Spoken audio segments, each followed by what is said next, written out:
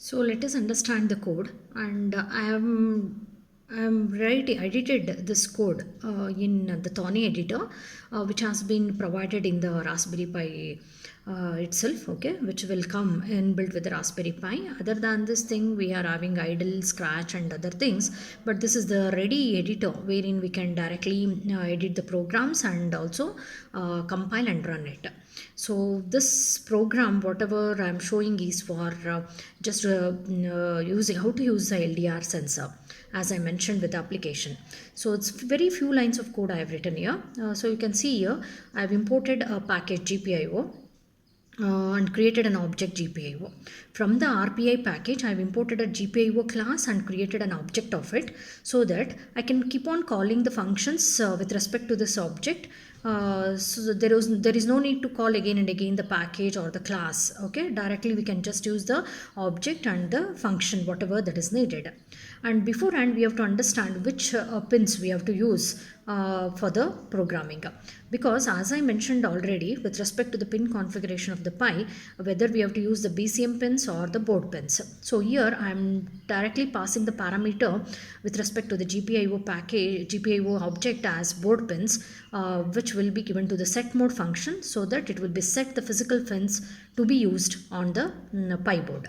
So the next thing is the next line of code, as you see here, will be the GPIO.setup. So this GPIO.setup pin is going to take which pin I am going to give as an input on the Pi board. So GPIO.setup, I am trying to pass on two parameters here. The seventh physical pin I am trying to give the input. So that I have to mention clearly GPIO.in. So this clearly mentions that seventh pin on the Pi board is used as the input pin. Okay, so coming to the next line of code, you can see here while of true condition I'm using. So until unless the condition is true, the loop will keep repeated. So I have just commented this part, no need to take that part. Directly go to the last line of the code. So you can see here the last line of the code is just a print statement.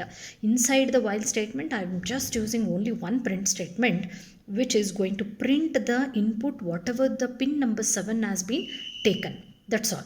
So this is going to give you the output of the LDR sensor. What it senses, that will be printed directly on the console also, and even you can view it physically also. Okay, so let us see the connections, how exactly we can rig up the circuit here.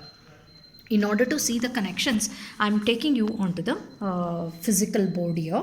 So this is the Raspberry Pi board, and this is the breadboard. Initially, I will try to show you what is exactly an LDR sensor, that already I explained. So the LDR sensor, basically it is having 3 pins. It is having 3 pins here. So I'm just showing here. So the 3 pins, whatever you are seeing here, you can just see. I will just focus on it clearly.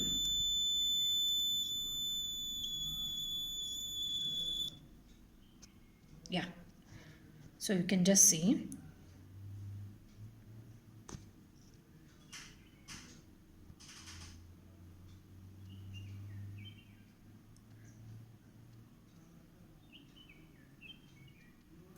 Yeah, this is the LDR sensor, and there are 3 pins as I mentioned. One is the left one, the leftmost one is the D0, middle one is the ground, and the last one is the VCC.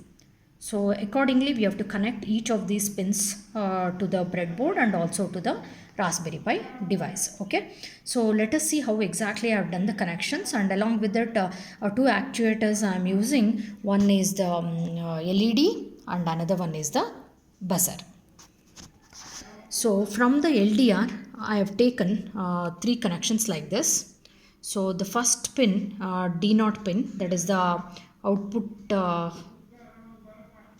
input pin, okay, the represented by the green wire. I have connected it onto the board to the positive series of the breadboard. You can see here, to the positive series of the breadboard, I have connected the green color one from the LDR sensor input pin.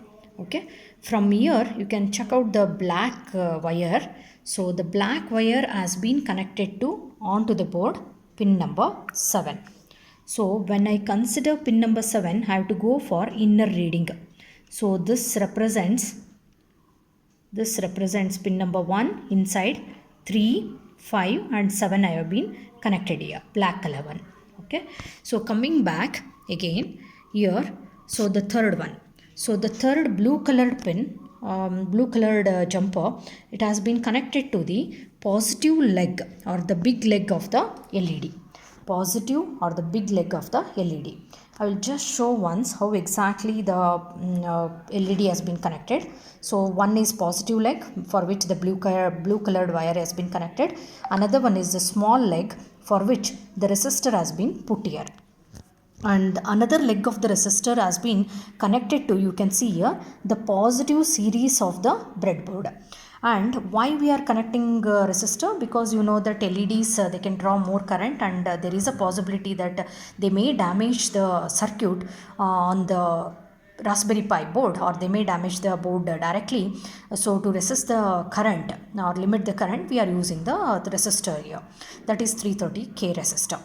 Okay. And afterwards, from the negative line where the negative leg of the or the small leg of the resistor is connected, or the LED has been connected, I will take another wire, that is you can see here a violet colored wire as is there, that will be connected to the board's ground, that is pin number 6. You can see here outside, that is this particular pin is 2, this is 4, this is 6, which is a ground pin. And later on I will go to another wire which has to be connected here. So I will try to check with that wire. You can just see here. Yeah. This wire, the red colored wire, which represents the VCC of the LDR sensor, has to be connected to the positive voltage. Okay, so that is pin number 1, which represents 3.3 volts. I am connecting here 3.3 volts onto the Pi board. So now almost you can see the LDR sensor is connected. Okay, and LED, all the other things have been connected. And now coming to the buzzer, why we need the buzzer? Because whenever the light goes off and the light is switched on, immediately buzzer will be there. It may be due to any reasons. Okay, so usually on the shop floor, if nobody is there, the light will be switched off. And or if the light is on and immediately the light goes, there is a necessity to do some certain operations on the shop floor. Immediately there may be alert messages like that will be given, like using the buzzers and then using the lights. Okay, immediately buzzer will on and also the light will be on. So for the buzzer usage, I have connected the red leg of the buzzer. This is the actuator buzzer I am using.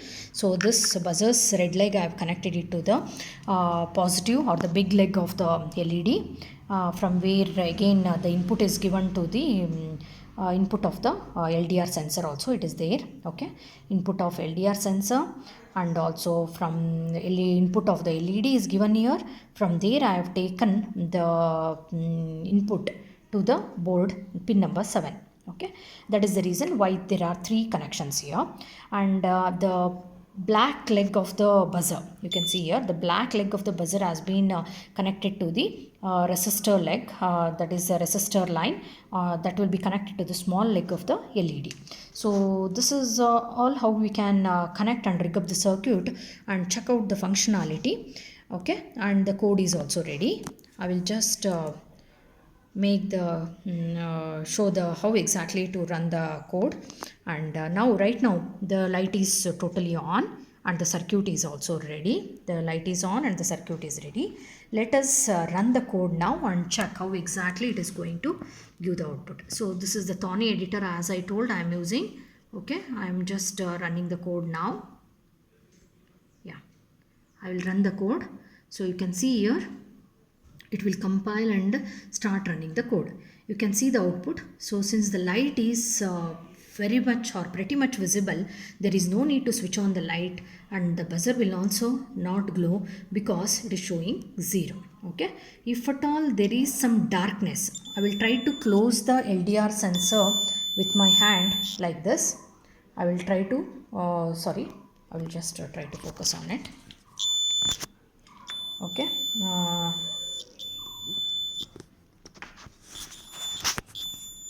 Okay, I will try to close the LDR sensor with my hand so that it will not, the light becomes totally dark.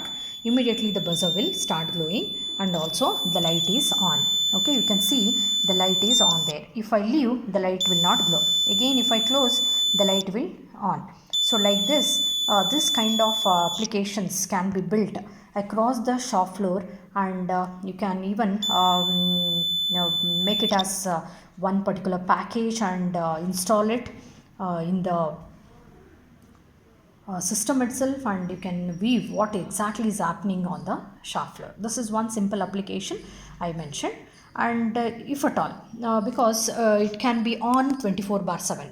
Suppose the same thing I have to push, I want to know how many times it has happened, how many times the light has gone or the light has been switched off based on the intensity. I want to identify what is happening on the shop floor, and for that I need to collect the data. In order to collect the data, definitely I have to view the storage. So the data will be pushed, and every time, because 24/7 we are keeping the circuit on to check out the shop floor application, shop floor monitoring. We can check out what is happening on the shop floor also. Okay, we can even view how many times in a day the light has been on and also off. In order to check out that, we need to push this data to the cloud. How exactly we are checking out the data on the cloud? So I'm just trying to connect to the cloud part. For the cloud, pushing the data to the cloud, I've used the ThinkSpeak cloud, which is free of cost.